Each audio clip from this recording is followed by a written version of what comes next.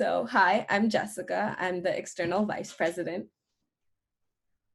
Hi, Hey, I'm Mardula. I'm the president, and I use she, her pronouns. and I'm Lillian. I'm one of the publications leads, and I use she, her pronouns. We're super stoked to have you guys here today and to learn a little bit about what happens to your brain in periods of social isolation or self quarantine. Thank you so much for coming out. And so, what exactly is going on with your mind during quarantine? So, we're going to start off by going over some kind of scary things, but hopefully not too scary things about what might happen to your mind, to your mental health, physical health during the quarantine, and then hopefully give you some tricks and like tips to stay productive so that it's not all everything's on fire and we're going to die. So, starting off, what exactly is cabin fever? So, I think we've all heard this term so far, like, I'm going stir crazy, I have cabin fever, but what does that mean? Have you been feeling restless? Have you been feeling tired? Have you been unable to do work for Zoom University? Are you just like sleeping during your lectures? Or like, are you taking naps at all times of the day? And finally, like, are you visiting the fridge 10 times a day? Because I know I am snacking all the time for no reason. But these might be some symptoms of cabin fever. But what exactly is cabin fever?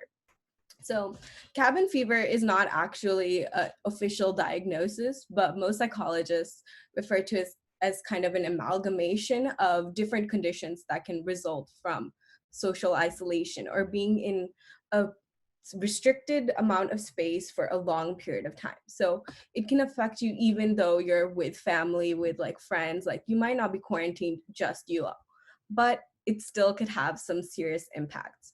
So one of the big things about cabin fever is that it's really related to the amount of free space that you have available to yourself. So actually, they do studies about this all the time with astronauts because they have to go on these space missions. And over there, they have limited amounts of space, limited amounts of things to do, and limited amounts of people they can interact with, which is kind of like us right now in quarantine.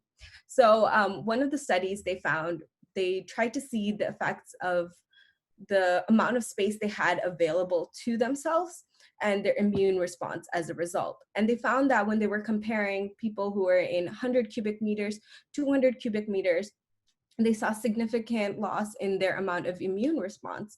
And so they were kind of concerned for the astronauts who are going to go out to this 550 cubic meter space station. But what they actually ended up finding was that they had less adverse effects to their immune health than those in the study, mainly because of the amount of space they had available to them had almost doubled. When you have less space available, you can't really avoid the people you're with. You can't avoid your stressors. You can go somewhere else and kind of regroup and like come back together, you know? So that can lead to a huge problem and that can end up affecting like our physical health, not just our mental health. Another thing that's really big in cabin fever is this idea of loneliness. So when we're not around our friends who we like are used to spending all of this time with, when we're separated from our family, this can actually have serious impacts on us. Like all the time we keep hearing, oh my God, humans are social creatures, like we need other people. But like, what does that actually mean? So actually social interactions and long-term relationships activates certain parts of our brains and release certain hormones. So we see activation of the nucleus accumbens, of the vagus nerve, and we can have release of oxytocin within our bloodstream every time we give a hug to someone we care about. And those things help kind of alleviate our mood and they help combat our stressors.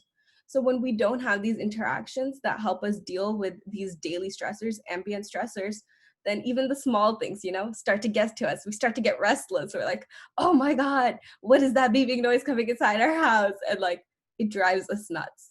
Another thing they found is like in a study done in the elderly, there's actually an increase in the amount of stress when they feel lonelier. And this can lead to obviously increased cortisol levels, which ultimately leads to increased risk of heart disease, arthritis, type 2 diabetes, dementia, and even suicide attempts. So what does that really mean? So the increased amount of stress is obviously because of these different stressors we're facing. But in general, our stress response is characterized by three things. So first, there's like alarm stage where we like freak out. We're like, oh my God, something's going wrong. And then we have a resistance phase where our body kind of can cope with the amount of hormones that we've released so that we can still do things, combat whatever is causing us the stress. And then finally, we have this exhaustion phase where we recuperate and like kind of get rid of all of these different hormones and neurotransmitters we've released and kind of refresh our body. But when we're constantly in stress, what happens is we're constantly in this exhaustion phase. And so that can lead to all of these different negative impacts and can severely impact our health. And then finally, cognitive impairment. Do you think you're losing your mind in quarantine? You might be right. So one of the things they found in our studies is that you can have memory loss, difficulty concentrating, increased reaction time. And this is something they've seen within astronauts who've been in long-term space flights. And this is most likely related to the disruption of their circadian rhythm. And these aren't just symptoms. There's like a physical attribute to it. They've seen changes in the vestibular system, in the motor cortex, and we've seen similar things in actually flight attendants because their circadian rhythm is all over the place, right? Because they're traveling to different places, and on the flights, they don't necessarily have a proper amount of like, this is sleep time, this is awake time. And since all of that is disrupted, we can have severe impacts on our physical health, like our brain is literally shrinking, and then as a result, our mental health. So I guess overall, why is this actually happening? Like I mentioned, decreased social contact, because that really helps us deal with a lot of these things. We are wired to hang around other people and use that in our daily lives. Our circadian rhythm is disrupted and our sleep cycle. We don't have exercise, and so we're not releasing these endorphins. Like we're not even walking to class anymore. And so those things can have a big impact on us. And we're unable to avoid, recover from these stressors. And so we're constantly at high levels of cortisol and other stress hormones. And finally, when we have our circadian rhythm kind of out of balance, our leptin and ghrelin hormones can be completely out of balance. And so what does that really mean? So those are hormones that actually control our hunger. So we'll crave more and we'll be satiated less.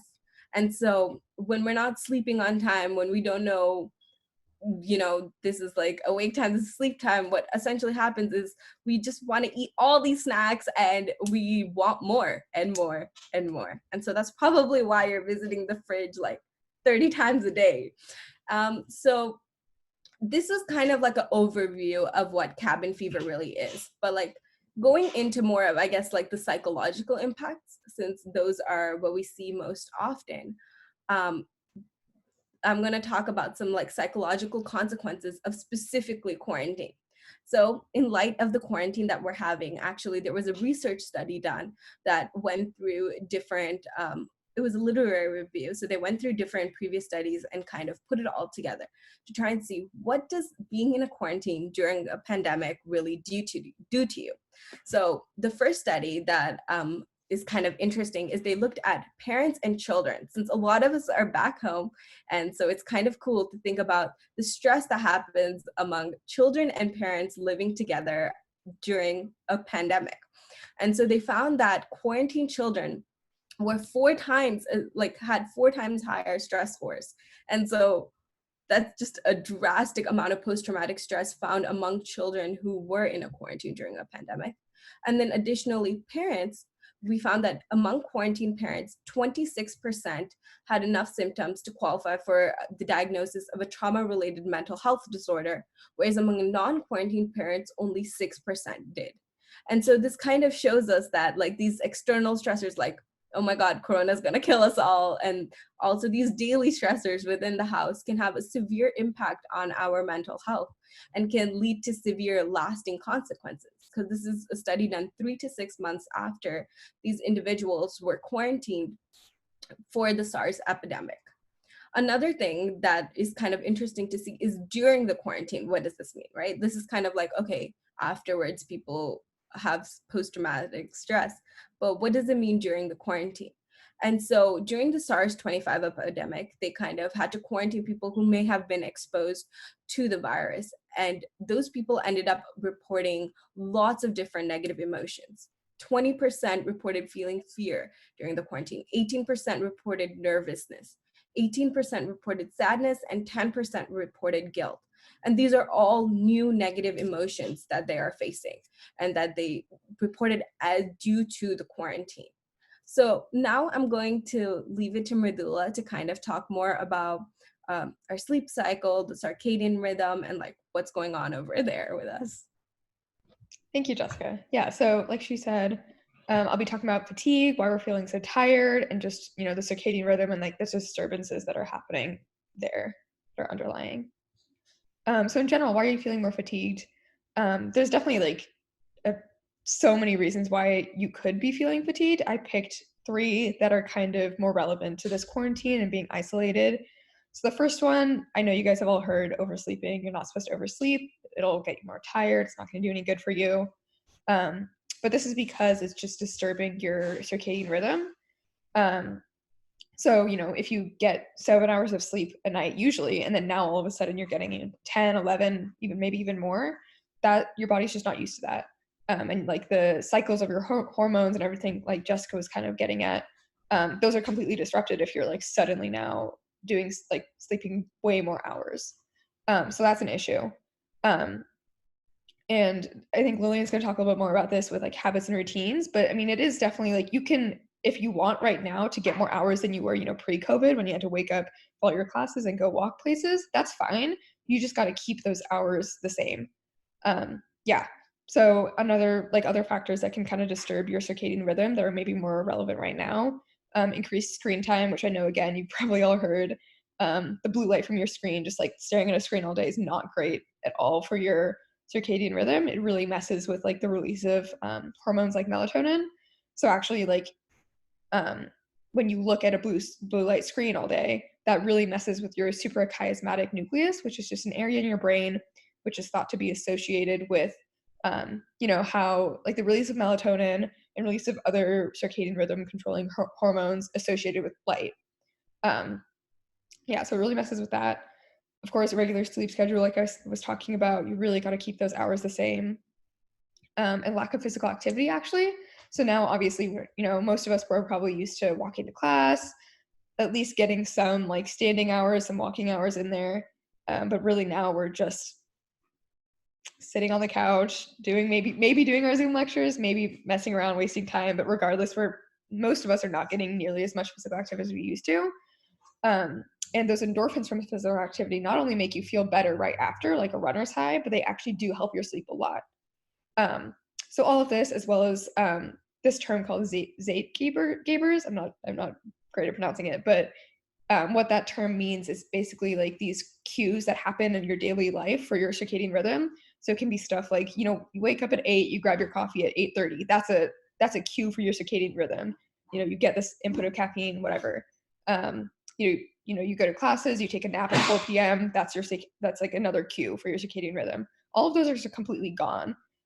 We've lost all that structure in our lives that gives us that routine that kind of hopefully has like used to help us kind of have a more regular sleep schedule, and that's all absent. So we have to really like do that ourselves, which Lillian will get into more in a couple of slides. The second one here, decision fatigue, is maybe something that you guys haven't heard of as much. In general, decision fatigue is like when your brain is kind of overloaded with making a bunch of decisions, and that is actually really exhausting. Making decisions, especially like important ones, recruits a lot of areas of your brain and just uses a bunch of energy in your prefrontal lobe, of course, and stuff like that. It's just a big task for your brain. And now in our current situation, we have to consider so many things and make so many important decisions for like everyday normal tasks, like going to the grocery store. Before, you just maybe hop on the bus, hop in your car, whatever, go to the grocery store, you have your list, you're kind of just doing it semi-automatically. Now you have to think about all of the health implications that are involved with that, how to prevent, contamination for yourself as well as other people. What protective gear do I have to wear? What do I actually need to buy at the grocery store? Is the grocery store going to even be in stock? Do I need to stock up on things? Like there's so many things you need to consider and think about, and they're all so important. And that takes a big toll on your brain. There's just so much you need to think about. So yeah, just to summarize, like all of these everyday tasks are now so much more important and require so much more of your brain that it's just exhausting. And another thing I was kind of a little bit hesitant to include, but I thought it was important. In general, fatigue and oversleeping is a depressive symptom. And I'm not at all saying that if you're tired, you have depression. That's not at all what I'm trying to get at. I just think it's important to acknowledge that these are, mental health things, and it's relevant to mental health. And it is something you should maybe keep an eye on, but definitely I don't want you guys to worry if you're just, a little bit tired. I'm sure you're fine. Just kind of want to note that oversleeping is a depressive symptom, and depressive symptoms like that can snowball. So, if you're oversleeping, you're more tired, maybe you want to oversleep more to try to make up for that tiredness, but it's not how it works. So just something a little bit to keep an eye on. So the next thing I'm going to be talking about is vivid dreams, which is, of course, this is not like a big concern or anything. This is just something I thought was interesting and semi-relevant. So I don't know if any of you have kind of been experiencing more frequent, really vivid dreams recently since quarantine began. There's definitely been like a lot of like more reports of people having more vivid dreams. So I'm just kind of talk about like maybe what are the causes of that. Firstly, I want to acknowledge that it's definitely possible that this is just some sort of frequency illusion, which is also known as the Bader-Meinhof phenomenon. And this is just kind of a sort of selection bias, and it says a cognitive bias. And an example of this is like maybe you learn some like random obscure fact that you had no idea existed before, not a clue. And then in a couple weeks after learning that fact, you somehow like notice that it comes up in your daily life so many more times than it used to. And you kind of think like, that's weird that like I learned that fact and now it's appearing in my life a whole lot. But it's truly a selection bias. It's just kind of some bias in your brain for like attention. The reason that's happening is not because that fact is appearing in your life more often than it did before. It's just that because you now know that fact, your brain is paying more attention to it when it does appear. So it's possible that, people aren't actually having more frequent vivid dreams right now. It's just that, maybe one person tweeted, I'm having a lot of vivid dreams right now in this quarantine. And then people were like, oh yeah, me too. Maybe this is like something that's happening. It's possible it's not. It's possible it is. Like there's not any like scientific literature on this right now because, scientists don't care if people are having vivid dreams right now. They're trying to find a cure. Like it's not a priority. But I thought this is kind of like an interesting maybe phenomenon. But some other like actual causes that, sleep experts have been kind of theorizing about a little bit. So this first guy I'm going to be talking about, Ruben Naiman, he has a PhD. He's a psychologist and a sleep expert. And in an article in the LA Times, he was quoted saying, when waking life is more vivid, so is dream life. And you might be thinking, well, my waking life isn't very vivid. I'm sitting at the couch. I'm maybe doing my Zoom lectures. I'm not doing a whole lot. It's not that vivid. But what he's really getting at is that right now, our waking life is very, very different than it was before. So it's not that it's necessarily more vivid, like, you're having cooler things happen to you. It's really just that, like, you have this drastic change in what your waking life looks like. So, as we keep saying, like, we used to go to classes, we used to walk around, see people, go eat at restaurants, whatever. We're not doing any of that. Our life looks completely different. And this is also kind of getting into this third point on this list, that our brains need to digest more than usual. So because all of this change has happened in our everyday lives, our brain kind of the theory is that our brain needs to kind of digest more of that. We used to be in our routines that our brains knew and were familiar with. So that wasn't a whole lot that we needed to deal with. But now because of this change and this stressful change specifically, our brain needs space to deal with that. So it does that in dreams. So that's like some of the theories that are proposed by some sleep experts. I want to personally say that I am a little bit hesitant to ascribe a lot of meaning to dreams. I'm not fully discrediting it at all. Definitely, I would want to see more research about it, but I know that it's not a priority. But I just want to note that it's definitely possible that our brains need to digest more information, but it's also kind of possible that either it's an illusion or this next point that I'm going to talk about, which I think is a little bit more likely in my opinion. And it's that, so for some background, if you get more sleep, so more longer hours of sleep, you're going to have longer REM stages in your sleep. So right here I have, I think it's called a grammar graph, but it's just like a graph of like your sleep cycles. So this is waking, this is REM sleep, this is stage 1, 2, and 3 sleep, and this is like obviously your deepest sleep, and that's when you're awake. And in case you don't know, REM sleep it stands for rapid eye movement sleep, and this is the stage of sleep. It's like a fairly light stage of sleep, as you can see, but it is very important. And you do a lot of resting in that stage, and it's just where your body is like paralyzed. You can't move like your muscles or arms, but your eyes are moving around. And this is the stage of sleep where you have these vivid dreams. And because it is the lighter stage of sleep, that's like you can wake up from it fairly easily. So if you have these longer stages of REM sleep, you're more likely to wake up from them, right? Rather than a shorter, like right here, you're not very likely to wake up here because it's just not that long of a time, but here it's a longer period of time, so you're more likely to wake up. So if you have longer stages of REM, then you're more likely to wake up in REM, and therefore you're more likely to recall your dreams. So this is kind of what I'm thinking. I mean, it's not, I didn't create this myself. It was in this article, but it's the theory that I kind of believe in the most, because we are maybe getting, like, I'm personally getting more sleep for sure. So that's what I'm thinking. Just a little slide on vivid dreams, but I think that's all I have. So Lillian's going to take it away with tips and tricks to kind of get you back on your horse and be productive. Yeah, so with all of that, we heard a lot about why we're being as messy as we are, but I feel like the next step is to figure out how to get back on the horse, right? So how do we make sure that we're living the lives that we want to be living right now? Because I know that for pretty much everybody, this self-isolation, this quarantine has interrupted our life plans, and we want to keep going. So the first thing I think is really important, and I think everybody's been kind of hearing this a lot, is maintaining habits and routines. And Radula and Jessica both pointed this out. But one thing that is really difficult is if you have all these points, you're trying to implement them, but it's really hard to do that all at once, right? To promote drastic structure change in your life immediately. So I would say some of the most important things that we want to focus on right now, and I thought this was actually really interesting, is setting what scientists call a fixed wake time. So that means like you wake up at the same time or roughly the same time every morning. Regardless of whether it's a weekend, whether you have class, whatever the deal is, you wake up at the same exact time. And this is because there's a whole bunch of positive effects that come from this. One of which is avoiding something called sleep inertia. And so I don't know if you guys know about this idea, but it's this concept that the time where you're the most like groggy, where your body really wants to sleep the most, is right as you've entered the waking state. And so essentially what this means is that regardless of how much sleep you got, right after you wake up, you're going to want to go back to sleep. And if you stay in this period of time for longer and you don't like force yourself out of it, then you experience grogginess, and it's just all around a mess. So setting a fixed wake time, forcing yourself to wake up, is a really good way to actually get your day going and then access higher order thinking in a big way.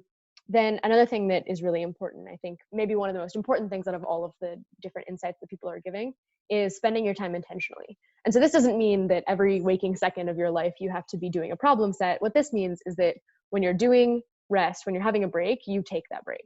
And then when you're working, you work, right? Like the myth of multitasking, especially in large periods of unstructured time, is just not going to work. And you're going to find yourself sitting at your computer for hours and hours, not being productive at all.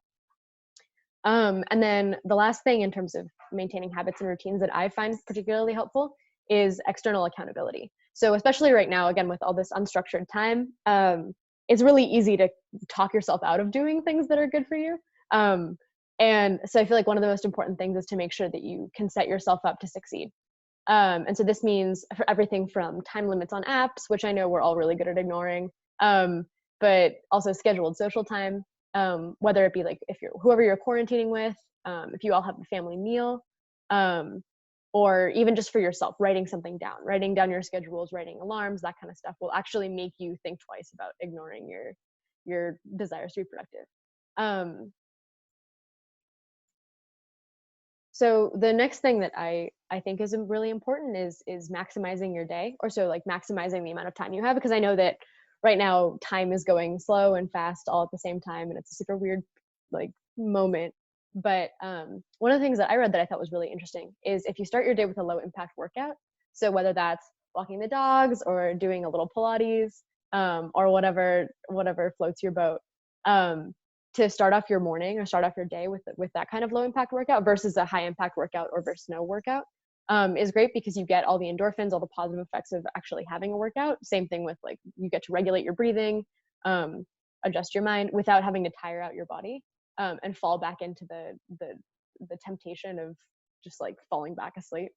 And then you'll probably dread it less. If you're anything like me, it's really, really hard to get motivated by waking up at 7 o'clock and like pounding some iron. So if a low impact workout is more appealing, that's definitely better than nothing. And then I know we're also hearing a lot about goal setting. Everybody should be setting goals and vision boards, which are also excellent.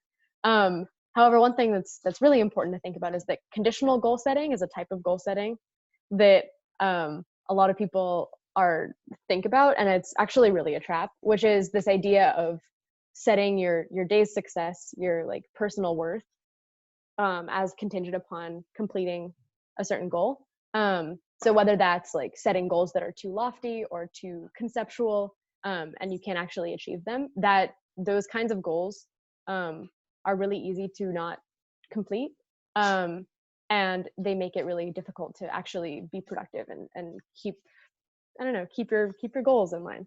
And so I know that one of the schemes that people like to use when thinking about goals is the SMART goals. So that's specific, measurable, achievable, relevant, and time bound.